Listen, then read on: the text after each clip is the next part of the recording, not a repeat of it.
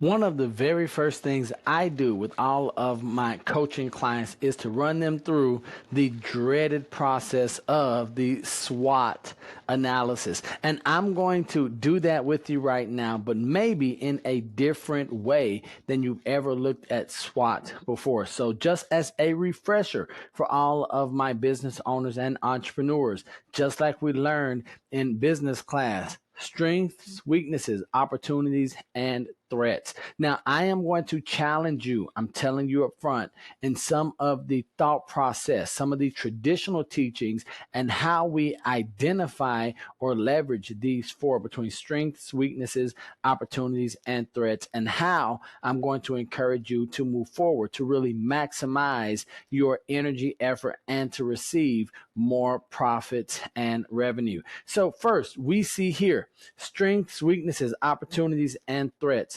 The most important thing to realize, to understand, to accept as reality is what's internal and what's external. So, strengths and weaknesses are internal factors. These have to do with you.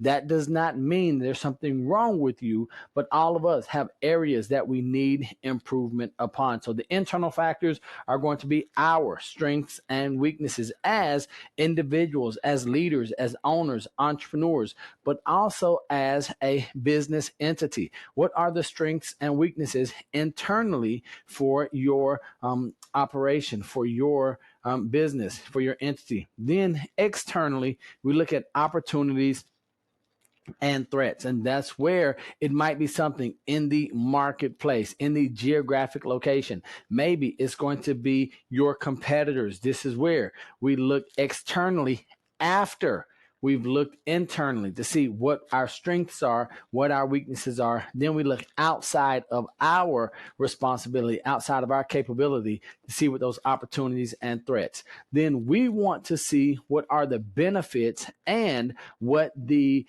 challenges or liabilities are with our businesses. So now we looked at strengths and opportunities. These are boons to our business. This is a positive.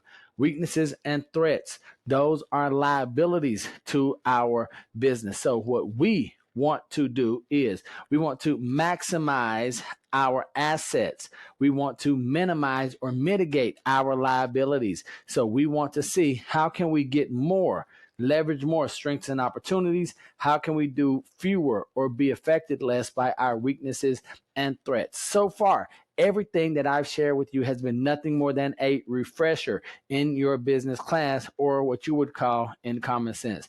But now we're going to look and see what you as a business owner and an entrepreneur have to do if you don't only want to survive, but thrive and then excel in whatever industry that you're in. So our general thought is there are a couple of schools of thought. Do we focus on our strengths or our weaknesses? Do we make our strong stronger, or do we make our weak stronger? Well, I am of the belief that we want to focus here. It's internal and it is an asset. It's better. So we want to make our better best. How can I take something that is already good and make it a great? If I take an 8 to a 9, it's going to have a greater impact on my bottom line, on my customer or client experience than if I take a 2 to a 5. I'm just telling you, it's absolute truth. Don't believe me? Look at all of the research. So this is what we have to decide first. Where are we going to spend our time? Now, I'm going to show you what the marketplace and what maybe your competitors are going to highlight. Number one, if you're in a competitive marketplace and being in a capitalistic society, I sure hope that you are experiencing some competition. It's going to make all of us better. So your competition, they are going to highlight what? All of your weaknesses to your potential clients and customers. That's their job. They're supposed to they're supposed to announce and bring everyone's focus onto that thing that you fail at. And if you aren't careful as a business owner, you would put all of your energy from here right over here, trying to improve or better or eliminate something that you have no business spending any time, energy, or effort on. So understand your competition is going to want you to focus right here. we are going to be encouraged by our coaches and our mentors to look at the threats that we have. But here's what I'll tell you. Threats are typically external. There's very little that we can do to combat a threat if it is external, if we can't control it. If that's the case, then we have to hold on to everything tightly. We're always looking around corners, checking news feeds to see what threat is coming, and then we're always playing defense. Now, here's where many of your leaders, mentors, or loved ones are going to have, or what they're going to have you do. They're going to say, hey, you're good at this. This is a threat that I have, not you, your business, your client, your customer. This is a threat that I have. So I want you to use your strength to mitigate my threat. There is money to be made as someone who is using their strength to mitigate others' threats. You can make a living, you can survive doing this. But that's not where we want to be as business owners. We did not jump out into this entrepreneurial ocean to say, hey, I just want to survive. I just want to keep my head above water. Yes, I am offering a fantastic service or product. It's going to mitigate others' threats. Their lives are going to be easier. Yes. But I want to tell you, there is a better way. And here's what that better way is.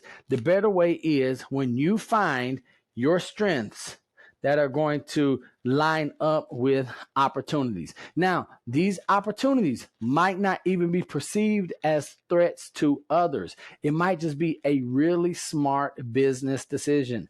I will tell you all, there was a chance, or there was a time not too long ago in the past when my strength of communication and using technology like we're doing right now, where others saw threats of pandemic, shelter in place, don't leave the house, I turned that threat into what? I turned a threat into an opportunity. So I do not want you using strengths to combat others' threats.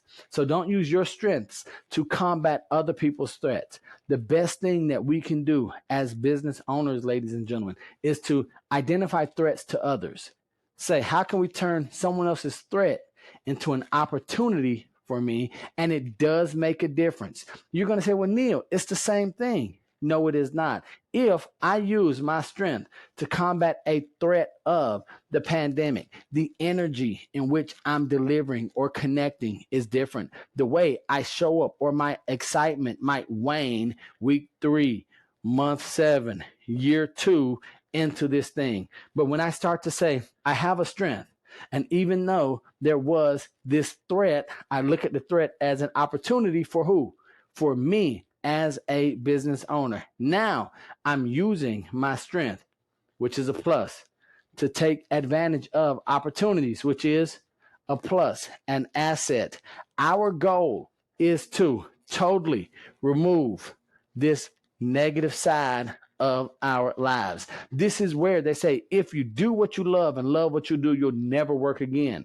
What they aren't giving us is the science, the way, the mental transformation or switch, the tweak in there. So use your strength, something you're good at, something you enjoy doing. The opportunity might be there's a need there, but it's the way that we approach that opportunity. If you will go with strengths and opportunities internally and externally, forget your weaknesses and threats, and then you really dive in, what you'll realize is that your SWOT analysis is all about you making more money, being more profitable, creating more revenue, and ultimately our goal is to have a higher standard of living and to enjoy this one life that we get here on earth. So I hope you found this video informative and maybe entertaining. Hopefully it was eye-opening, if nothing else. I would love to know in the comment section what you thought of this video, if there's something else that you would love for us to cover right here on this channel for